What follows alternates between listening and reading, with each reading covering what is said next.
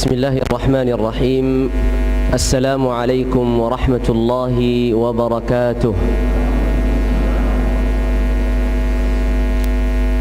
Alhamdulillahi haqqa hamdih. Alhamdulillahi hamdan kathiran tayyiban mubarakan fihi kama yanbaghi li jalali wajhihi wa 'azimi sultanih. Nahmaduhu سبحانه وتعالى على ما من علينا من نعم كثيرة ونصلي ونسلم على من بعثه الله رحمة للعالمين بشيرا ونذيرا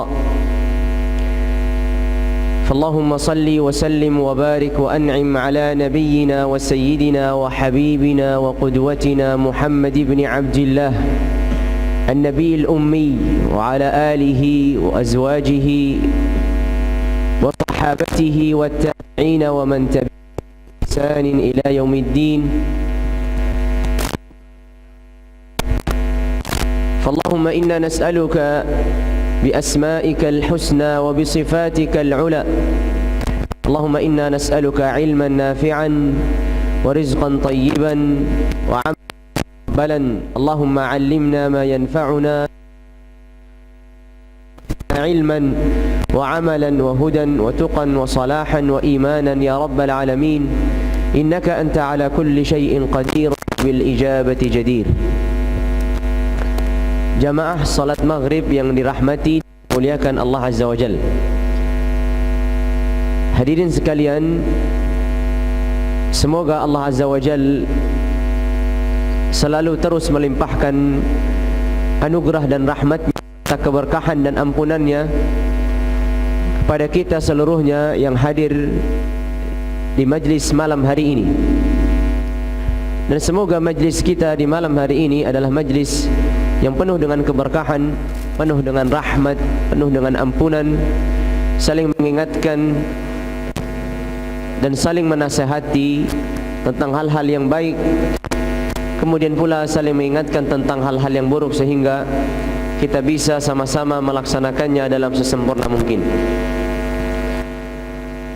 Jamaah salat maghrib yang dirahmati dan dimuliakan Allah Azza wa Jal, diriwayatkan dari Al-Imam Al-Bukhari dan Muslim dari hadisnya Abdullah ibn Amr ibn Al-As, dari hadisnya Abu Muhammad Abdullah ibn Amr ibn Al-As radhiyallahu ta'ala anhuma.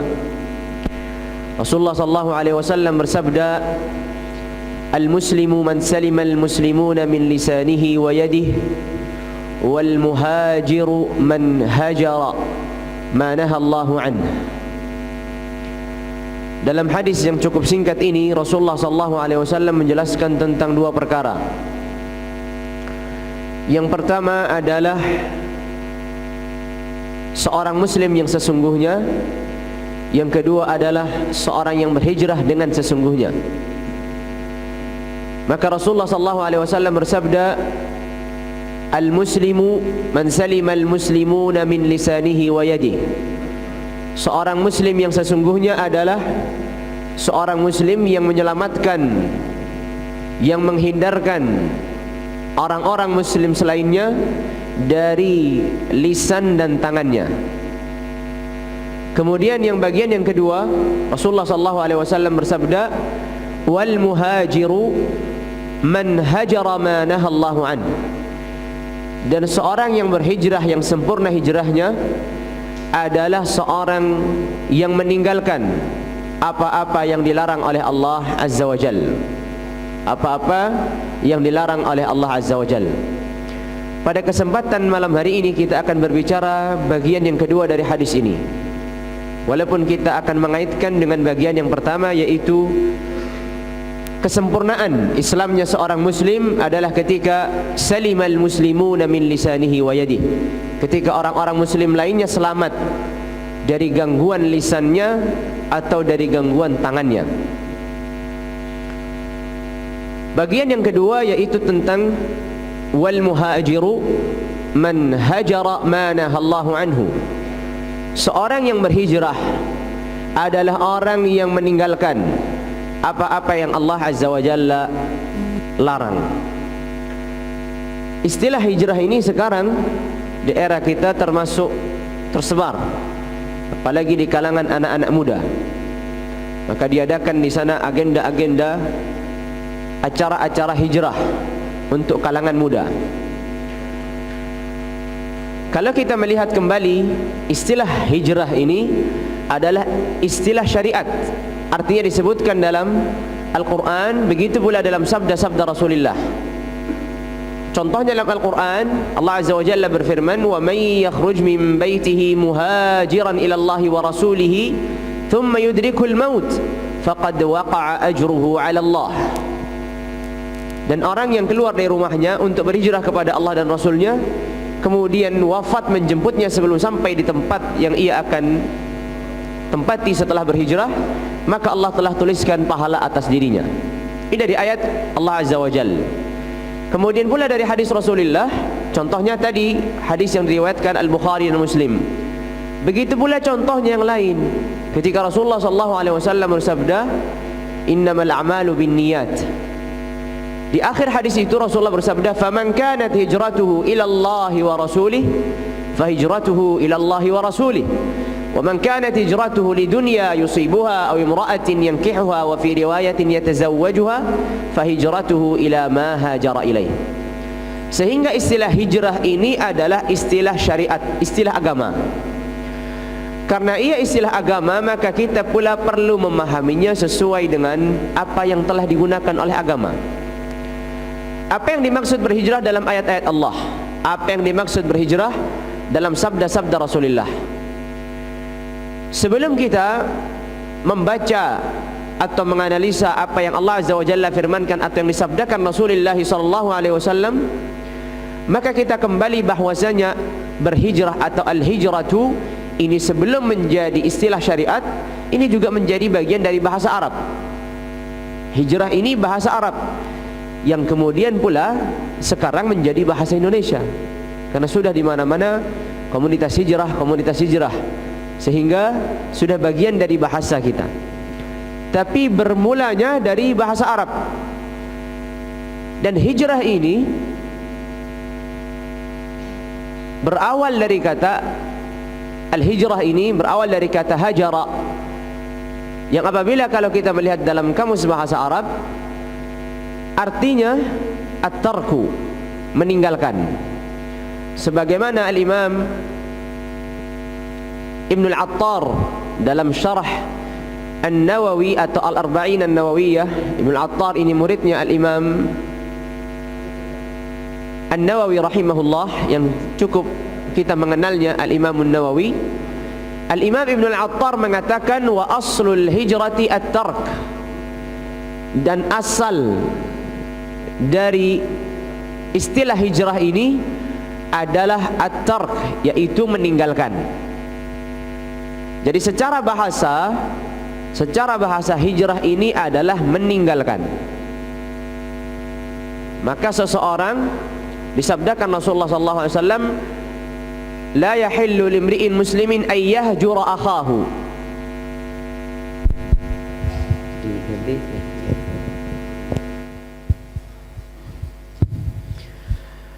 Maka kembali lagi Al-Imam Ibn Attar rahimahullahu rahmatan wasi'ah mengatakan, wa aslul hijrati at-tark, dan asal dari kalimat hijrah itu adalah at-tark, yang artinya meninggalkan.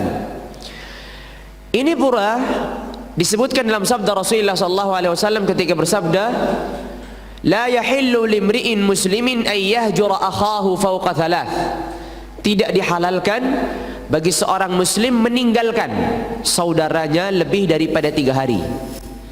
Maka yahjura artinya meninggalkan. Maka asal hijrah dalam bahasa Arab artinya at-tarku, yaitu meninggalkan. Kemudian karena ini istilah bahasa Arab yang kemudian berubah menjadi bahasa Al-Quran, begitu juga dalam bahasa hadis, maka terjadi makna yang lain. Sebagaimana kalau kita mengenal bahasa, artinya salat dalam bahasa Arab kan artinya ad-du'a atau ad-du'a'u bil khairin, mendoakan kebaikan. Itu asal kata salat dalam bahasa Arab. Tapi karena sudah digunakan dalam bahasa syariat, sebagai contoh kalau kita membaca inna salata kanat 'alal mu'minina kitaban mawquta innas salata tanha 'anil fahsya'i wal munkar. Kita tidak lagi menafsirkan salat sebagai kata bahasa Arab yang artinya mendoakan kebaikan, melainkan salat yang kita maknai dalam bahasa syariat, yaitu aqwalun wa af'alun muftatahatun bit takbiri muhtatamatun bit taslim ala syara'id atau bi syara'id makhsusah. Ucapan, perbuatan yang dimulai dengan takbiratul ihram, diakhiri dengan salam, dengan syarat-syarat, dengan ketentuan-ketentuan tertentu. Ini ada penggeseran makna awalnya salat yang artinya tadi mendoakan kebaikan atau mendoakan, kemudian menjadi bahasa atau makna yang kita kenal sebagai salat yang kita kerjakan barusan. Begitu pula hijrah yang asalnya tadi adalah at-tark, yaitu meninggalkan. Maka kalau kita melihat dalam Al-Quranul Karim dan dalam hadis Rasulullah SAW, maka hijrah ini memiliki dua makna atau dua penggunaan dalam bahasa syariat. Hijrah ini memiliki dua penggunaan dalam bahasa syariat. Penggunaan yang pertama adalah penggunaan yang paling populer atau paling sering digunakan dalam bahasa Al-Quran. Seperti contoh tadi firman-Nya Allah Azza wa Jalla, "Wa may yakhruj min baitihi muhajiran ila Allah." Ini bahasa Al-Quran yang sering digunakan dalam bahasa Al-Quran. Begitu pula dalam hadis Rasulullah, seperti tadi Rasulullah bersabda, "Faman kanat hijratuhu ila Allah," hijrahnya kepada Allah dan Rasulnya, maka ia akan mendapatkan apa yang ia inginkan, yaitu sesuai dengan diniatkannya. Maka penggunaan yang pertama adalah al-intiqalu min baladil kufri ila baladil Islam. Perpindahan seseorang dari negara atau suatu tempat yang dimana tempat tersebut tersebarnya kekufuran kepada suatu tempat atau suatu wilayah dan negeri yang di situ ditegakkannya Islam. Dan ini yang digunakan secara mayoritas dalam bahasa Al-Quran, begitu pula dalam bahasa sabda-sabda Rasulullah. Jadi penggunaan pertama dari kata al-hijrah adalah al-intiqalu min baladil kufri ila baladil Islam. Berpindahnya seseorang dari kota, dari wilayah, dari tempat di mana di situ tersebarnya kekufuran menuju tempat di mana di situ tersebarnya Islam. Seperti zaman itu atau zaman Rasulullah, para sahabat berhijrah dari kota Makkah. Pada waktu itu kota Makkah tempatnya kufar Quraisy. Mereka tertindas, tidak bisa melaksanakan, mengerjakan agama Allah. Mereka berpindah ke kota Madinah, dan di situ ada Rasulullah SAW dan para sahabat yang disebut dengan Ansar, sehingga para muhajirin mulai berhijrah. Ini penggunaan yang pertama dalam Al-Quran atau dalam hadis Rasulullah. Penggunaan yang kedua, dan ini penggunaan yang sangat jarang, yang tadi disebutkan di awal dari hadisnya Abdullah bin Amr bin As, ketika Rasulullah SAW bersabda, "Wal muhajiru man hajara ma nahallahu anhu." Seorang yang berhijrah itu adalah orang yang berhijrah, artinya meninggalkan apa-apa yang Allah Azza wa Jalla larang. Sehingga Fadilatul Syekh Saleh Al-Utsaimin hafizahullah mengatakan, al-hijrah secara istilah dalam penggunaan yang kedua itu adalah tarku ma yubghiduhu Allah wa ya'bah. Tarku ma yubghiduhu Allah wa ya'bah, artinya meninggalkan apa-apa yang Allah Azza wa Jalla benci dan apa-apa yang Allah Azza wa Jalla larang. Meninggalkan apa-apa yang Allah Azza wa Jalla benci dan apa-apa yang Allah Azza wa Jalla larang. Menuju mana? Menuju pada hal-hal yang dicintai dan Allah Azza wa Jalla anjurkan. Maka penggunaan kalimat hijrah yang kedua adalah lebih besar dan lebih umum daripada penggunaan yang pertama tadi. Penggunaan pertama tadi perpindahan seseorang dari suatu negeri ke negeri lain, negeri kufur ke negeri Islam. Sedangkan penggunaan hijrah yang kedua tadi adalah meninggalkan seluruh apa yang dimurkai oleh Allah, seluruh apa yang dilarang oleh Allah. Menuju mana? Menuju hal-hal yang dicintai dan dianjurkan oleh Allah. Salah satu bentuk meninggalkan apa yang Allah Azza wa Jalla larang dan mewujudkan dirinya ini sebagai seorang muslim yang ingin kebaikan adalah meninggalkan tempat di mana di situ ditegakkannya kekufuran dan ia tidak mampu melaksanakan keislaman dengan baik. Ini salah satu bentuk seseorang itu apa? Meninggalkan apa-apa yang Allah Azza wa Jalla larang dan Allah benci. Menuju mana? Menuju tempat yang Allah Azza wa Jalla atau hal-hal yang Allah Azza wa Jalla cintai dan Allah Azza wa Jalla anjurkan. Makna yang kedua ini lebih umum dan itulah yang disabdakan Rasulullah sallallahu alaihi wasallam, wal muhajiru man hajara ma nahallahu anhu. Dan seorang berhijrah adalah orang yang meninggalkan apa-apa yang Allah Azza wa Jalla larang. Sehingga di sini kita bisa mengambil suatu kesimpulan bahwasanya hijrah ini adalah istilah syariat dan memiliki maknanya secara syariat dan penggunaan-penggunaan yang ada. Lalu kemudian bertanya, kalau kita membuka bahasa-bahasa ahlul ilmi, sudah selesai kita di bahasa Al-Quran, sudah selesai pula bahasa hadis, kita membuka bahasa-bahasanya para ahlul ilmi dan ulama. Maka kalau kita membuka pembahasan hijrah ini, maka pembahasannya akan fokus pada penggunaan yang pertama. Terlebih kalau kita membukanya dalam kitab-kitab fikih. Jadi penggunaan ahlul ilmi dan ulama tentang kalimat hijrah ini, penggunaan ahlul ilmi dan ulama tentang kalimat hijrah ini lebih banyak penggunaannya pada penggunaan yang pertama, sebagaimana juga penggunaan Al-Quran dan Sunnah itu adalah menggunakan definisi atau arti yang pertama, yaitu tadi berpindahnya seorang dari negara kekufuran ke negeri negara Islam untuk menegakkan syariat Allah dan agama Allah. Maka kalau kita bahas atau kita buka di kitab-kitabnya para ahlul ilmi, terkhusus dalam kitab-kitab fikih, maka kita akan mendapatkan pembahasan hijrah. Dan hijrah ini maksudnya itu tadi, yaitu berpindah. Sedangkan pembahasan yang membahas tentang apa yang disabdakan Rasulullah SAW tadi dalam hadisnya Abdullah bin Amr bin As, wal muhajiru man hajara ma nahallahu anhu, tidak didapatkan secara khusus, melainkan didapatkan dalam penjelasan hadis ini. Karena hadis ini tadi diriwayatkan oleh Imam Bukhari dan Muslim, maka tentunya dalam syarah-syarah atau penjelasan tentang Sahih Bukhari dan Muslim kita akan temukan apa artinya dari al-hijrah ini. Maka di sini kita akan membaca beberapa penjelasan dari Al-Hafidh Ibnu Hajar Al-Asqalani rahimahullah dalam kitabnya Fathul Bari. Dalam kitab Fathul Bari, beliau rahimahullahu rahmatan wasi'ah menyebutkan tentang tafsir atau tentang penjelasan hadis yang tadi kita sebutkan, yaitu apa? Orang yang sempurna berhijrah adalah orang yang meninggalkan apa-apa yang Allah Azza wa Jalla larang. Kata Al-Hafidh Ibnu Hajar rahimahullahu rahmatan wasi'ah, wa hadhihi al-hijratu darban. Dan hijrah yang dimaksud dalam hadis ini ada dua macam. Kata Al-Hafidh Ibnu Hajar, dan berhijrah yang dimaksud dalam hadis ini ada dua macam.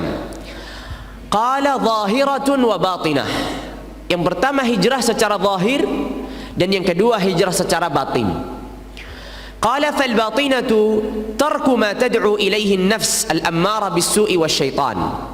Hijrah secara batin adalah meninggalkan. Meninggalkan apa? Meninggalkan hal-hal yang itu berkaitan dengan hawa nafsu, berkaitan dengan jiwa yang buruk, dan hal-hal yang diajak oleh syaitan. Ini disebut dengan al-hijratul batinah, hijrah secara batin. Meninggalkan apa-apa yang didorong oleh hawa nafsu, yang di situ dimotivasi oleh syaitan. Maka ini disebut dengan al-hijrah al-batinah. Qala wadh-dhahiratu, dan hijrah yang zahirah adalah, atau hijrah yang zahir, al-firaru bid-dini minal fitan, menyelamatkan agama dari fitnah-fitnah yang ada. Maka dari kesimpulan ini Al-Imam Al-Hafidh Ibnu Hajar menyebutkan bahwa hijrah itu ada dua macam. Yang pertama hijrah batinah, yang kedua adalah hijrah zahirah. Hijrah yang batin adalah apa? Meninggalkan apa-apa yang terbesit, yang dimotivasi oleh hawa nafsu dan syaitan. Sedangkan hijrah zahirah adalah menyelamatkan agama Allah Azza wa Jalla yang dimilikinya ini dari fitnah-fitnah yang ada. Lalu kemudian di sini ada poin penting ketika Al-Hafidh Ibnu Hajar rahimahullahu rahmatan wasi'ah menyebutkan tentang ini. Kata beliau, kenapa Rasulullah SAW kembali mempertegas tentang bahwasanya berhijrah itu adalah meninggalkan apa-apa yang Allah Azza wa Jalla larang. Kata Al-Hafidh Ibnu Hajar rahimahullah, Wa ka'anna al-muhajirina khutibu bidzalik li'alla yattakilu ala mujarrad at-tahawul min darihim hatta yamtathilu awamir asy-syar'i wa nawahi. Kata beliau, ada kemungkinan mengapa Rasulullah SAW menyebutkan seorang berhijrah itu siapa? Karena pada waktu itu seorang muhajir sudah dikenal sahabat-sahabat yang berhijrah, kan begitu? Kalau pada zaman Rasulullah disebut fulan muhajir, berarti artinya dia berhijrah dari kota Makkah menuju kota Madinah. Tapi mengapa Rasulullah SAW menggunakan muhajir ini dalam hal yang lain yang tidak biasa digunakan? Tadi kan yang biasa digunakan hijrah itu apa? Berpindahnya seseorang dari negeri kufur ke negeri Islam. Dan itu sudah dilakukan oleh para sahabat, Abu Bakar, Umar, Uthman, Ali, dan semuanya sahabat muhajirin. Mereka pindah dari Mekah ke mana? Ke kota Madinah. Mengapa Rasulullah menyebutkan definisi atau penggunaan yang lain? Inilah Ibnu Hajar rahimahullah berusaha untuk menjawab pertanyaan ini. Maka kata Al-Hafidz Ibnu Hajar, wa ka'annal muhajirin, seakan-akan para muhajirin, yaitu para sahabat Rasul yang berhijrah ini, khutibu, mereka ditujukan khitab ini atau ucapan Rasul atau sabda ini kepada mereka untuk apa? Li'alla yattakilu ala mujarradit tahawul min darihim, agar mereka tidak bersandar, agar mereka tidak mencukupkan diri dengan cukupnya mereka berpindah dari negeri mereka. Makanya kan berhijrah, judulnya temanya tadi kan, hijrah bukan hanya sebatas berpindah. Kan judul temanya begitu. Maka Al-Hafidz Ibnu Hajar mengatakan, mengapa atau menjawab pertanyaan mengapa Rasulullah SAW menggunakan definisi atau arti hijrah ini berbeda dengan arti yang biasa kita kenal. Yang biasa kita kenal berhijrah itu ya pindah dari suatu negeri ke negeri lain, dari negeri kufur ke negeri Islam. Tapi mengapa Rasulullah di sini menggunakan hal yang lain, yaitu apa? Meninggalkannya seseorang apa-apa yang dilarang oleh Allah. Pertanyaannya, bukankah para muhajirin itu sudah melaksanakan berhijrah, yaitu meninggalkan dari negeri kekufuran yaitu waktu itu Makkah ke negeri Islam yaitu Madinah? Jawabannya tentu mereka sudah melaksanakan itu. Tapi Rasulullah SAW ingin mempertegas, jangan sampai mereka dengan melakukan amal saleh ini yaitu berhijrah ini, mereka mencukupkan sampai di situ. Mereka hanya mencukupkan dengan perpindahannya mereka dari suatu kota ke kota lain, dari suatu negeri kufur ke negeri Islam, lalu kemudian mereka cukup. Maka Rasulullah SAW ingin mempertegas, maka mengatakan wal muhajiru, dan seorang berhijrah dan hijrahnya sempurna itu apa? Man hajara ma nahallahu anhu, orang yang meninggalkan apa-apa yang Allah larang. Sehingga tanggung jawab para muhajirin setelah mereka berhijrah dari Makkah menuju Madinah belum selesai. Mengapa belum selesai? Karena pindahnya mereka belum cukup. Karena proses mereka perjalanan menuju Allah masih panjang. Yang terberat bukan hanya sebatas pindah dari Makkah ke Madinah, melainkan yang terberat adalah bagaimana menundukkan hawa nafsu dan bisikan-bisikan syaitan. Walaupun berpindahnya orang dari negeri yang dicintainya kepada negeri yang itu asing baginya, ini berat. Tapi lebih berat lagi meninggalkan dan menundukkan apa-apa yang dibisikkan oleh hawa nafsunya dan syaitan. Sedangkan Allah Azza wa Jalla berfirman, innan nafsa la ammaratun bisu, sesungguhnya jiwa ini ammaratun bisu, selalu memerintahkan manusia kepada perkara-perkara yang buruk. Maka tugas hijrah yang kedua ini lebih berat daripada hijrah yang pertama. Hijrah yang pertama tadi berpindah. Namanya orang berpindah, dia perlu adaptasi. Perlu 1 tahun, 2 tahun, 3 tahun, kemudian hari dia sudah seakan-akan menjadi penduduk negeri tersebut. Tapi orang yang menundukkan hawa nafsunya, syahwatnya, dan bisikan-bisikan syaitan, ini perlu perjuangan sampai Allah wafatkan dirinya. Orang yang meninggalkan, mengabaikan bisikan syaitan, menundukkan syahwat dan jiwanya, tidak membutuhkan waktu 1 tahun, 2 tahun, 4 tahun. Ia akan butuhkan waktu yang panjang, bahkan sampai ia wafat. Kalau orang berpindah tadi dari suatu negeri ke negeri yang lain, ia mungkin butuh adaptasi. Tapi adaptasi itu akan berjalan beberapa tahun. Setelah itu dia akan menjadi penduduk negeri itu. Sebagaimana Rasulullah SAW dan para sahabat, mereka melakukan adaptasi yang cukup lumayan lama. Karena kota Madinah berbeda cuacanya, berbeda iklimnya dengan kota Makkah, sehingga mereka sakit, mereka adaptasi cuaca dan seterusnya. Tapi setelah mereka tinggal bertahun-tahun, mereka sudah menjadi bagian dari negeri itu. Tapi untuk menundukkan syahwat, untuk mengabaikan bisikan-bisikan syaitan, ini perlu perjuangan sampai seseorang itu diwafatkan oleh Allah. Makanya kata Rasulullah, wal muhajiru, artinya seorang yang sempurna hijrahnya adalah man hajara ma nahallahu anhu, orang yang meninggalkan apa yang Allah Azza wa Jalla larang. Sehingga sekarang banyak sekali orang, dan ini suatu yang positif, anak-anak muda berbondong-bondong berhijrah dari berbagai macam kalangan. Mereka memiliki semangat beragama, mereka sadar dengan kesalahan yang dilakukan yang lalu, kemudian mereka sudah mulai berubah dengan berbagai macam perubahan, mengikuti kajian, mengikuti taklim dan seterusnya. Hal poin yang paling penting, ketika seseorang sudah berpindah dari suatu komunitas perkumpulan, dari suatu wilayah, dari suatu daerah, secara otomatis dia akan berpindah. Komunitasnya dulu yang selalu berkaitan dengan hal-hal yang diharamkan Allah, dia akan berpindah kepada orang-orang yang cenderung lebih dekat dengan Allah, cenderung lebih menjaga agamanya dan seterusnya. Hal yang paling diperhatikan adalah bahwasanya dengan bertambahnya ilmu, karena namanya orang berhijrah itu akan bertambah ilmu, bahwasanya bertambahnya ilmu ini perlu digarisbawahi besar.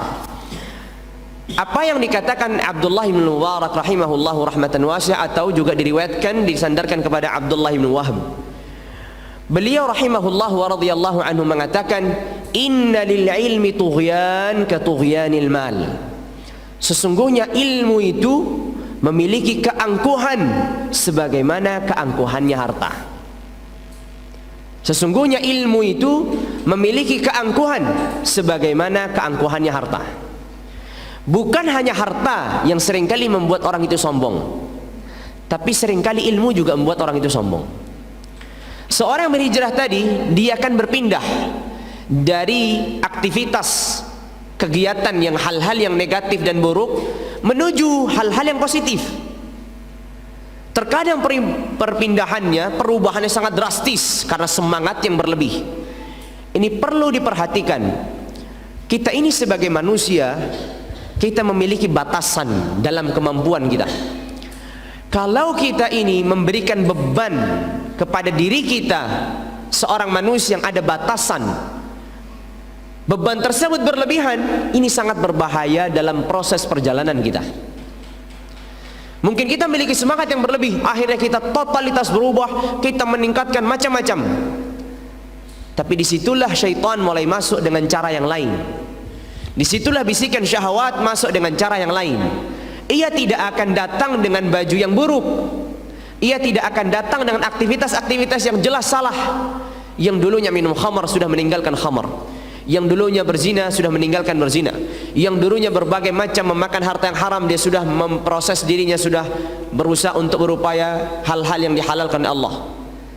Tapi dalam proses ini sudah mulai berubah, ini syaitan datang dalam baju yang lain, yaitu baju al-kibru, baju al-ujbu, baju kesombongan, baju merasa dirinya sudah baik, baju merasa sudah ada perubahan dalam kehidupannya sehingga merasa aman. Makanya apa yang dikatakan Abdullah bin Mubarak atau disandarkan pula kepada Abdullah bin Wahab ini perlu digarisbawahi dengan garis yang besar. Mereka keduanya mengatakan, inna lil ilmi tughyanun ka tughyanil mal, sesungguhnya ilmu itu memiliki keangkuhan sebagaimana keangkuhannya harta. Bukan hanya harta yang merubah seseorang itu menjadi sombong, tapi ilmu juga seringkali berubah seseorang menjadi sombong. Mudahnya saja dalam kehidupan kita, biasanya kalau seseorang sedang masuk dalam komunitas misalkan bela diri, ketika di awal sudah mulai belajar bela diri 1-2 kali jurus, dia seakan-akan sudah menguasai segalanya. Maka dia tantang ini, tantang itu. Kan begitu. Karena bertambahnya ilmu. Sebelumnya dia buta tentang bela diri ini. Ketika masuk, sudah mulai belajar 1, 2, 3 jurus, dia sudah berani untuk menantang ini dan itu. Padahal apa yang dikuasainya baru sedikit. Inilah kita katakan tadi, innalil ilmi tughyanun ka tughyanil mal. Kalau itu ilmu-ilmu yang berkaitan dengan dunia, maka ilmu-ilmu yang berkaitan dengan akhirat juga demikian. Ilmu-ilmu yang berkaitan dengan akhirat juga demikian. Seringkali orang yang bertambah ilmunya ini karena dia wawasannya luas, maka dia dengan mudah mampu memberikan alasan yang mudah untuk dirinya sendiri. Makanya banyak pintu celah. Karena dia faham tentang ilmu agama, sehingga apa? Ada celah di sini, ada celah di sini, ada celah di sini. Ketika melakukan salah, oh akan ada uzurnya. Ketika melakukan ini, bisa ditutupi dengan ini. Dan itu semua adalah tabrir, pembenaran. Bukan penyesalan, tapi pembenaran. Dia melakukan kesalahan, bukan disesalinya, bukan dia minta maaf pada Allah, justru dia mencari pembenaran. Disinilah masuknya inna lil ilmi tughyan ka tughyanil mal. Sesungguhnya ilmu itu memiliki keangkuhan sebagaimana keangkuhannya harta. Maka kembali lagi kita mengingatkan bahwasanya orang berhijrah kepada Allah ini proses dalam perjalanan menuju Allah, dan proses ini akan berproses sangat panjang. Seringkali didapatkan seseorang memiliki semangat yang luar biasa di awal hijrahnya. Tiba-tiba setahun, 2 tahun, 3 tahun kemudian ia kembali mundur ke belakang. Ada apa ini? Tanda tanya besar. Di awal dulunya semuanya ditinggalkan, apapun yang masalah sudah dilewati. Tapi tiba-tiba dengan berjalannya waktu, ia tidak bisa menjalankan istiqamah ini dengan mundur ke belakang.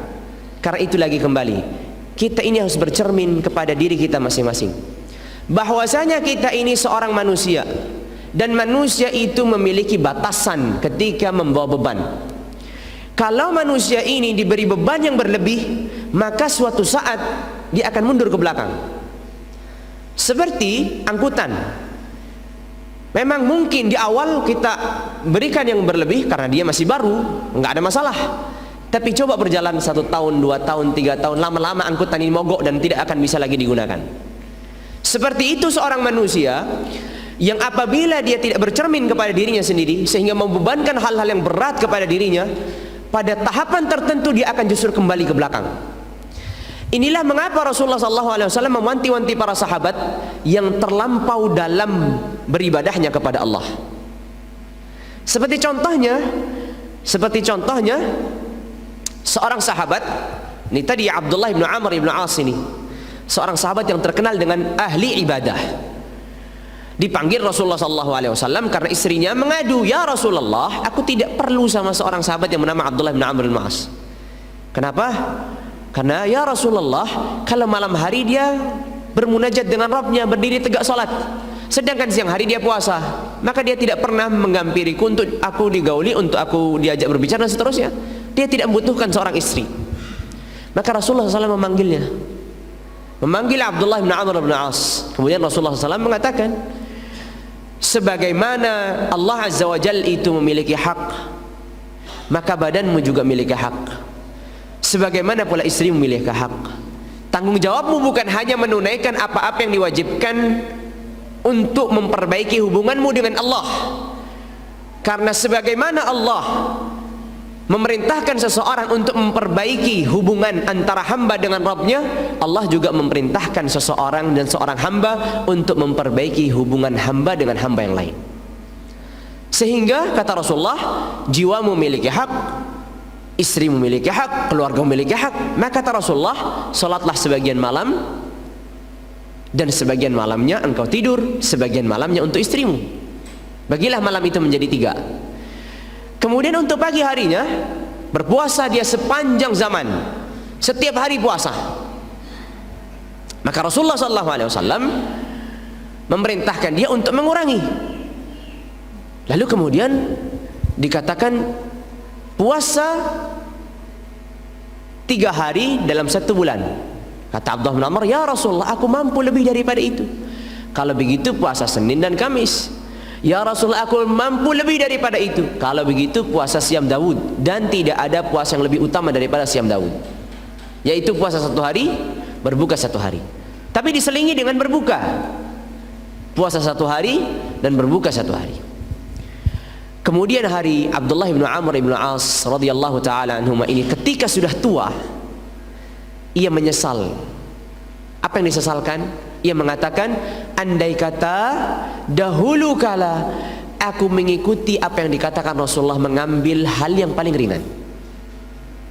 Karena di saat sudah tua, ia tidak lagi mampu menjaga apa yang sudah dijanjikan di hadapan Rasulullah. Kan dia tadi mengatakan, ya Rasulullah, aku mampu lebih daripada itu. Padahal namanya orang sudah semakin tua, itu kemampuannya akan terbatas, semakin terbatas. Maka di sini Abdullah bin Amr bin As, walaupun masih terus menjalankan, dia menyesali. Andai kata aku dulu mengikuti apa yang dianjurkan Rasulullah, mengambil yang ringan, sehingga bisa terus menjaga sampai di usia tua. Sudah waktu azan? Belum. Maka sehingga belum ya, jam berapa Pak Wujatan? Ini kajiannya sampai adzan Isya atau lebih atau gimana nih? Saya nggak tahu. Pertama di sini soalnya. Nih. Oh nggih. Baik. Maka sehingga Abdullah bin Amr bin As radhiyallahu taala anhuma menyesali di masa tuanya, mengatakan, andai kata aku mengambil keringanan yang diberikan Rasulullah. Kenapa? Karena sudah di masa tua, dia tidak lagi mampu menjaga apa yang dijanjikan di hadapan Rasulullah. Dikatakan, ya Rasul, aku mampu lebih daripada itu. Disinilah seseorang itu perlu bercermin. Makanya Rasulullah SAW selalu mencintai amalan yang sedikit tapi bisa dijaga. Ahabbul a'mali ilallahi adwamuha wa inqal. Amalan yang paling cintai oleh Allah Azza wa Jalla itu yang sedikit tapi continue. Walaupun sedikit tapi continue. Intinya continue. Intinya terus bisa dijaga. Daripada banyak beribadah 1 tahun full beribadah, habis itu 10 tahun tidak beribadah, kan menjadi masalah. Beriman 1 jam kemudian 10 jam dia kufur, ini menjadi masalah. Tegak berdiri semalaman utuh kemudian 1 minggu dia sakit, tidak mampu melaksanakan ibadah, ini menjadi masalah. Makanya setiap manusia itu perlu bercermin, sehingga dalam proses berhijrahnya, agar ia mampu istiqamah dalam perjalanan proses berhijrahnya ini, dia bercermin, kemampuan ini saya sampai di mana. Dan Allah Azza wa Jalla berfirman, fattaqullaha mastata'tum, bertakwalah kepada Allah semampu kalian. Sehingga memang kita dianjurkan bagaimana kita memaksimalkan, tapi bukan arti memaksimalkan itu membebani diri kita lebih daripada apa yang kita mampu. Kalau seandainya ada seseorang yang mampu untuk puasa setiap hari, dan itu dijalankan oleh sebagian para sahabat Rasulullah, seperti Ibunda Aisyah radhiyallahu anha yang puasa setiap harinya tanpa terputus. Ibunda Aisyah radhiyallahu anha ini kanat tasumud dahr, puasa setiap hari, 1 tahun full puasa, kecuali 5 hari yang diharamkan Allah dan Rasulnya, yaitu 2 hari Id, Idul Adha dan Idul Fitri, dan 3 hari hari tasyrik. Selain itu beliau radhiyallahu anha terus berpuasa sampai beliau wafat. Beliau bercermin, beliau mampu untuk melaksanakan itu. Terlebih beliau tidak lagi memiliki suami semenjak Rasulullah SAW wafat. Beliau hanya kosong untuk mengajarkan manusia untuk apa? Ilmu yang apa yang diriwayatkan dari Rasulullah. Sehingga beliau mampu menjaga itu sampai beliau wafat radhiyallahu anhu. Makanya kalau seorang mampu, jalankan. Tapi kalau seandainya orang tidak mampu, dan itu mungkin banyak di antara kita tidak mampu karena memiliki beban untuk bekerja, menafkahi istri dan seterusnya macam-macam, sehingga kita bagaimana menjaga peribadatan terutama yang Allah Azza wa Jalla wajibkan sebelum yang Allah Azza wa Jalla sunnahkan. Karena seringkali dalam proses berhijrah ini, orang berhijrah itu bagaimana dia berubah tampilannya, bagaimana dia berubah casingnya, tampilannya berubah, sedangkan batinnya masih gaya lama, arogannya masih sama dengan arogan yang lama, pelitnya masih lama dengan pelitnya di masa lalunya, kesombongannya masih sama dengan kesombongan di masa lalunya. Bedanya dia sudah mulai datang ke masjid, mulai datang ke ta'lim, pakaiannya sudah menggunakan pakaian-pakaian Islami, itu aja bedanya. Sedangkan karakter, sedangkan tabiatnya, batinnya tadi masih rusak. Makanya apa yang dikatakan Ibnu Hajar tadi perlu sekali dipertimbangkan, bahwa hijrah itu bukan hanya hijrah yang zahir saja, melainkan boleh ada hijrah yang batin. Jangan sampai kita orang yang menghiasi luar itu perhiasan yang sangat luar biasa, sedangkan di dalam hati kita ada kebusukan yang sangat amat dalam, sehingga kebusukan ini suatu saat akan nampak. Nampaknya kapan? Proses berhijrah akan membuktikan suatu saat. Maka kan ada kasus-kasus beberapa orang semangat berhijrah luar biasa, tiba-tiba dia tidak kuat dalam melakukan ini. Kenapa? Karena tadi semuanya itu butuh proses, semuanya itu perlu bertahap. Tidak bisa seseorang itu langsung totalitas bla bla macam-macam, kemudian setelah totalitas ini sehari, 2 hari, 1 tahun, 2 tahun, akhirnya dia kembali ke masa lalunya dan dia meninggalkan apa yang sudah dijalaninya pada jalan yang benar. Dan yang paling berbahaya adalah orang setelah mendapatkan hidayah Allah itu kembali ke belakang. Untuk mendapatkan hidayah yang kedua kali ini lebih susah ketimbang daripada ia belum mendapatkan hidayah sama sekali. Orang yang dibukakan pintu kebaikan untuk pertama kalinya, ini sangat luar biasa anugerah oleh Allah Azza wa Jalla berikan kepada dirinya. Tapi kalau pintu ini kemudian tertutup kembali, sangat susah untuk membukanya ulang. Seperti orang tadi berhijrah ini, sudah berjalan proses berhijrah, tiba-tiba karena dia tidak mampu menahan beban yang tadi dia tidak bercermin kepada dirinya, akhirnya dia kembali ke belakang dan sangat susah untuk terbuka kedua kali pintu hijrah ini atau pintu-pintu kebaikan ini. Sehingga ini perlu kita pertimbangkan. Nah, azan dulu. Monggo. Bismillah, kita lanjutkan kembali. Kembali lagi kita menegaskan apa yang disabdakan Rasulullah sallallahu alaihi wasallam, wal muhajiru man hajara ma nahallahu anhu. Seorang yang sempurna hijrahnya adalah orang yang meninggalkan apa-apa yang Allah Azza wa Jalla larang. Kemudian yang perlu pula sangat diperhatikan dalam proses seseorang itu berpindah dari aktivitas buruk menuju aktivitas yang baik, dari kemaksiatan menuju ketaatan, dari yang negatif menuju yang positif, adalah ia memulai dengan proses dan tahapan tadi. Kemudian ketika ia sudah memulai dengan tahapan dan proses tadi, maka ia memulainya dengan hal-hal yang paling penting dalam syariat ini. Maka yang paling penting adalah kewajiban-kewajiban dan yang diharamkan oleh Allah. Maka bagaimana solat 5 waktunya sebelum solat malamnya? Maka bagaimana puasa Ramadannya sebelum puasa-puasa sunnah yang lainnya? Karena seringkali orang ini tergiur dengan hal-hal yang itu disunnahkan dan itu baik, kita bisa mengerjakannya. Tapi kita bersemangat di sana, kemudian kita tidak bersemangat di sini. Padahal Allah Azza wa Jalla berfirman dalam hadis qudsi, kata Allah Azza wa Jalla, tidak ada sesuatu yang lebih aku cintai dan itu mendekatkan hamba dengan diriku lebih daripada sesuatu yang telah aku wajibkan. Kita sering mendapatkan motivasi tentang amalan-amalan sunnah. Contohnya begini, di sana ada sunnah fajar atau qabliyah subuh atau disebut dengan sunnatus subuh, sebelum melaksanakan kita salat subuh, yang mana Rasulullah SAW bersabda 2 rakaat fajar ini lebih utama daripada dunia dan seisinya. Ahlul ilmi mengatakan bahwasanya ini maksudnya sunnah subuh. Kalau kita bertanya itu keutamaan salat sunnah subuh, bagaimana salat subuhnya? Maka kita katakan salat subuhnya lebih daripada itu. Harus begitu kita berpikirnya. Kalau kita berpikir bahwasanya Rasulullah SAW mengatakan barang siapa yang menjaga 12 rakaat dalam sehari semalam maka akan dibangunkan rumah di surga, yaitu rawatib, qabliyah, ba'diyah.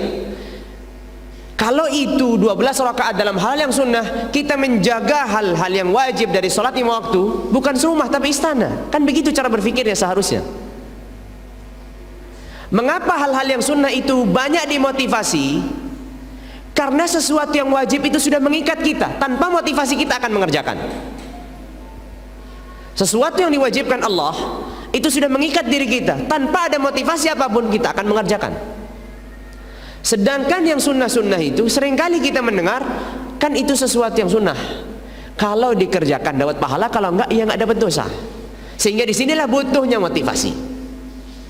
Tapi kita jangan lupa bahwasanya motivasi atau apa yang Allah dan Rasulnya janjikan dalam amalan-amalan yang sunnah ini itu sangat berbeda dengan apa yang Allah janjikan dalam amalan yang wajib. Amalan-amalan yang wajib ini lebih dicintai oleh Allah daripada amalan yang sunnah. Karena amalan yang wajib lebih dicintai, maka pahalanya akan lebih besar. Allah Maha mengetahui mana yang terbaik dalam kehidupan kita dan untuk kehidupan kita. Maka Allah syariatkan sebagian dari amalan itu wajib hukumnya dan sebagian yang sunnah. Yang wajib inilah yang paling terbaik dalam kehidupan kita, yang sunnah menjadi pelengkap. Seringkali orang tidak menyadari ini dan dia fokus kepada hal-hal yang menggiurkan tadi. Barang siapa yang begini mendapatkan begini dan seterusnya. Sedangkan amalan-amalan yang wajib tadi terlupakan. Salat subuhnya bagaimana, zuhurnya, asarnya, maghribnya, isya'nya. Bagaimana tingkat kekhusyuannya. Kenapa ia bisa mampu khusyuk ketika berdiri di akhir malam, dan itu hukumnya salat sunnah. Menangis di hadapan Allah, tapi salat subuhnya dia ngantuk. Salat zuhurnya sibuk dengan pikiran dunianya. Salat asarnya juga demikian, maghribnya, isya'nya juga demikian. Kan ini kan menjadi masalah. Seharusnya yang lebih kita jaga yang mana? Yang wajib. Datang yang sunnah itu untuk menyempurnakan apa yang Allah Azza wa Jalla wajibkan. Maka dalam proses berhijrah kepada Allah, jangan kita tertipu dengan hal-hal yang bentuknya banyak motivasi. Naam, kita memaksimalkan bagaimana kita mengerjakan. Tapi jangan kita lupakan apa yang lebih penting daripada yang disunnahkan Rasulullah, yaitu hal-hal yang wajib. Begitu pula yang diharamkan oleh Allah, bagaimana kita maksimalkan untuk kita tinggalkan. Bukankah menghilangkan kesombongan di hati itu bentuknya kewajiban, dan membiarkan kesombongan itulah keharaman. Membiarkan rasa iri, rasa dengki, membiarkan hal-hal yang mengotori jiwa dan hati ini adalah sesuatu yang diharamkan Allah dan Rasulnya, dan membersihkannya adalah suatu kewajiban. Naam. Tapi mengapa kita cenderung lebih menghiasi yang luar, kemudian yang dalam ini membusuk kita biarkan? Yang penting tampaknya di luar baik. Bukankah ini sifatnya orang-orang munafik? Jawabannya na'am. Kembali lagi kita katakan inna lil ilmi tughyan ka tughyan al-mal. Allah Azza wa Jalla ketika berfirman tentang orang-orang Yahudi atau orang-orang ahli kitab, wa ma tafarraqu illa min ba'di ma ja'ahumul ilmu baghyan bainahum. Mereka ini tidak bercerai-berai, yaitu orang-orang ahli kitab, kecuali setelah datang ilmu kepada mereka. Dan Rasulullah SAW bersabda, kalian akan mengikuti ajaran mereka. Makanya kalau kita bertanya, perpecahan yang ada di umat Islam dari mana? Dari situ tadi. Wa ma tafarraqu illa min ba'di ma ja'ahumul ilmu baghyan bainahum. Orang awam seringkali bisa lebih rukun daripada orang yang ngaji. Iya atau tidak? Jawaban iya. Ayat ini membuktikan wa ma tafarraqu illa min ba'di ma ja'ahumul ilmu baghyan bainahum. Mereka tidak bercerai-berai kecuali setelah datangnya ilmu. Kenapa? Karena kezaliman yang mereka lakukan. Dan umat Islam, kata Rasulullah, la tattabi'unna sanana man kana qablakum. Kalian sungguh akan mengikuti ajaran-ajaran orang-orang terdahulu kalian. Para sahabat bertanya, al-yahudu wan nasara, apakah ajaran orang terdahulu itu Yahudi dan Nasrani? Kata Rasulullah, faman, siapa lagi kalau bukan mereka? Terbukti atau tidak? Terbukti. Orang-orang yang tadi proses berhijrah ini seringkali bercerai-berai dalam proses berhijrahnya. Kenapa? Karena sudah datangnya ilmu tadi. Justru ketika sebelum datangnya ilmu, walaupun kita bukan berarti kita benarkan masa lalunya, bukan. Tapi yang paling digaris bawahi, jangan sampai apa yang positif kita miliki sebelum berhijrah ini kita tinggalkan. Sesuatu yang baik yang kita amalkan sebelum kita berhijrah ini, kemudian kita tinggalkan ketika kita sudah berhijrah. Padahal mungkin amalan baik ini lebih menghadirkan, lebih menggugurkan kewajiban kita di hadapan Allah ketimbang hal-hal yang kita lalui dalam berhijrah kita. Maka di sini pentingnya seseorang untuk mengetahui aulawiyat, perkara-perkara yang terpenting dalam proses kehidupannya ini. Tentu yang paling penting adalah kewajiban dan apa yang diharamkan Allah. Kewajiban itu kewajiban yang dikerjakan atau kewajiban yang ditinggalkan. Kewajiban yang ditinggalkan itu seperti, atau kewajiban yang dikerjakan itu seperti salat fardu. Kewajiban yang ditinggalkan itu seperti yang Allah Azza wa Jalla haramkan, dari makan harta haram, riba dan seterusnya.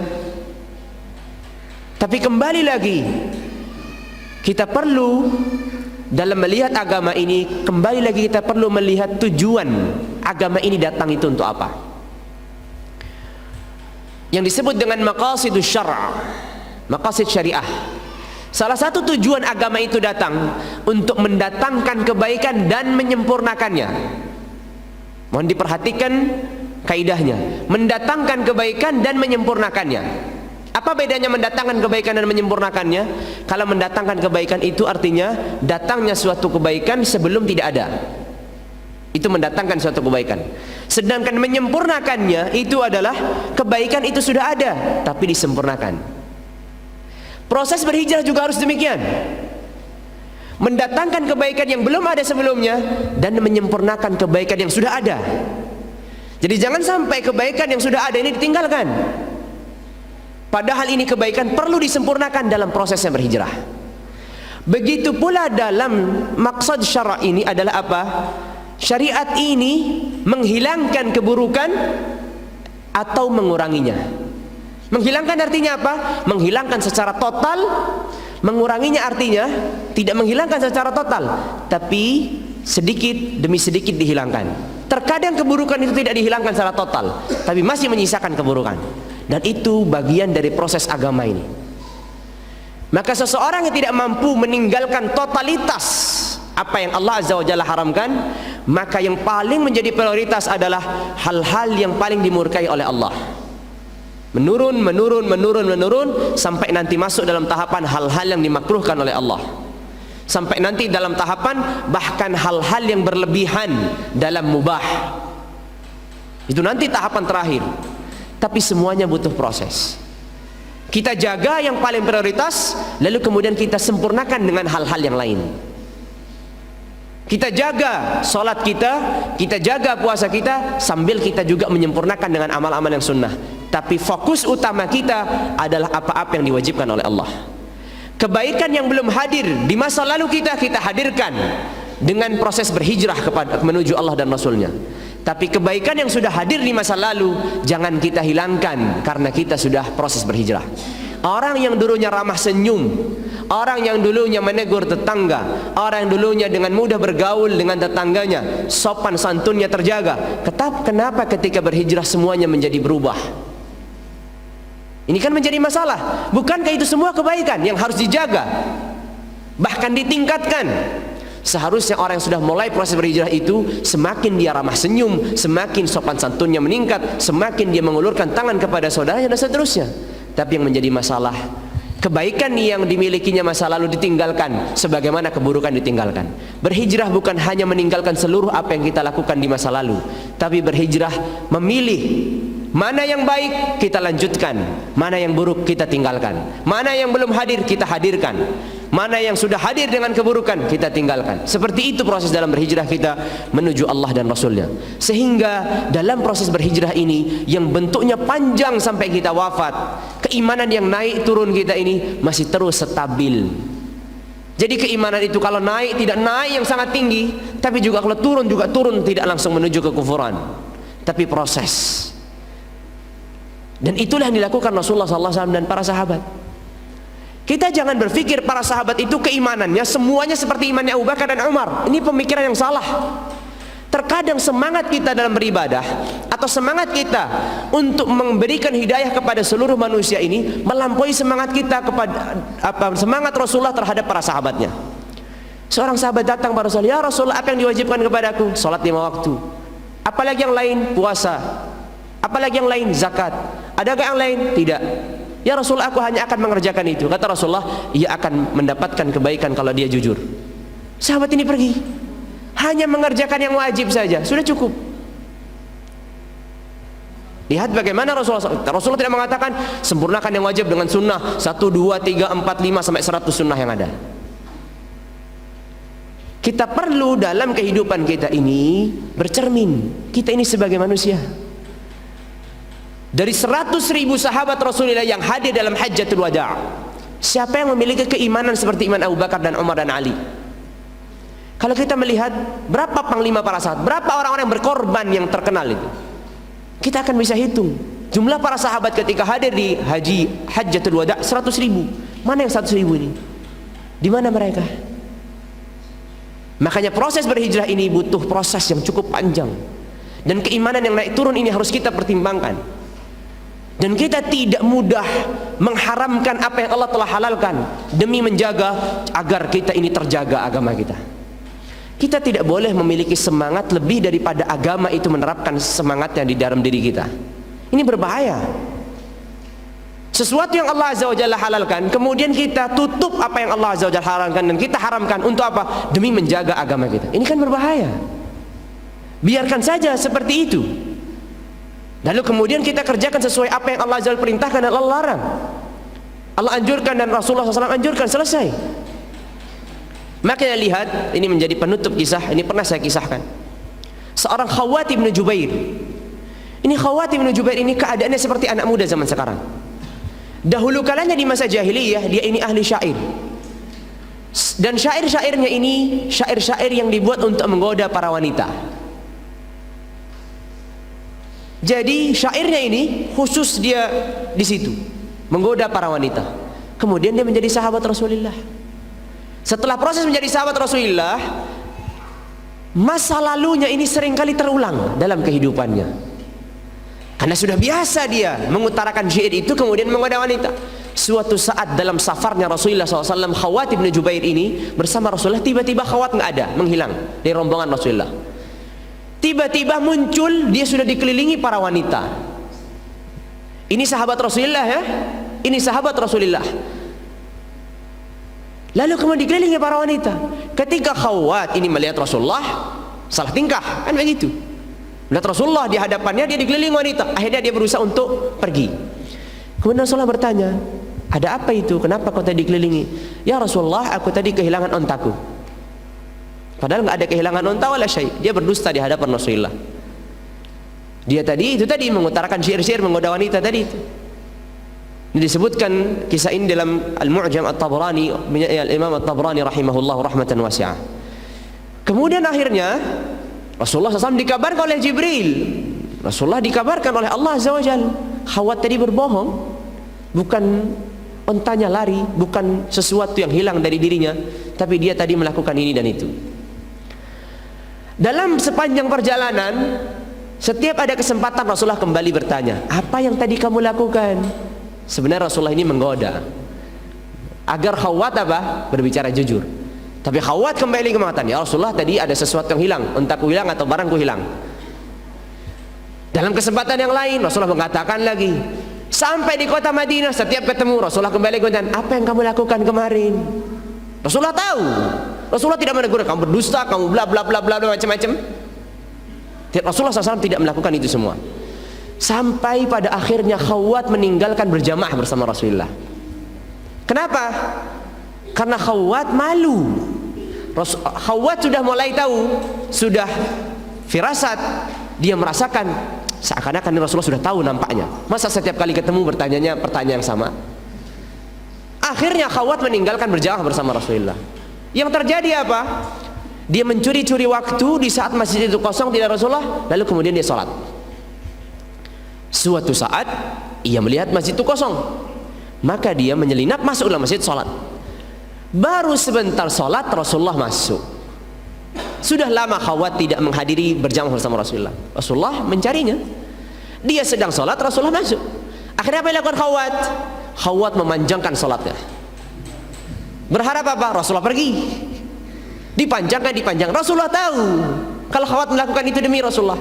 Kata Rasulullah, dan Khawwat sedang sholat, ya Khawwat, lanjutkan sholatmu, karena saya juga akan melanjutkan duduk saya di sini. Akhirnya mau nggak mau ngalah dia. Selesai salam, kemudian dia menghadap kepada Rasulullah. Kemudian Rasulullah kembali lagi bertanya, ya Khawwat, apa yang kamu lakukan pada waktu itu? Lalu kemudian, ya Rasulullah, maafkan aku karena aku berdusta, aku yang melakukan ini dan itu. Apakah Rasulullah SAW kemudian dia marah, murka? Selama ini kamu tidak mengaku jujur, saya sudah ingatkan, saya sudah sindir, sudah bla bla bla, malah meninggalkan jamaah, bla bla bla. Rasulullah SAW tidak melakukan itu semua. Justru Rasulullah SAW tersenyum dan mengatakan, rahimakallahu ya Khawwat, rahimakallahu ya Khawwat, rahimakallahu ya Khawwat. Semoga Allah merahmatimu ya Khawwat, semoga Allah merahmatimu ya Khawwat, semoga Allah merahmatimu ya Khawwat. Ini sebagai contoh bagaimana Rasulullah SAW itu sangat memperhatikan proses seseorang dalam berhijrah. Tidak mudah bagi seseorang untuk melakukan proses ini. Kisah yang terakhir, tadi saya katakan kisah ini yang terakhir, tapi yang terakhir karena banyak kisah. Baik. Al-Abbas ibn Abdul Muttalib radhiyallahu ta'ala anhuma. Al-Abbas ini tabiatnya dia mencintai harta. Karena Quraisy itu berdagang, namanya seorang berdagang itu apa? Pasti yang dipikirkan adalah bagaimana dia mengumpulkan harta sebanyak mungkin, kan begitu.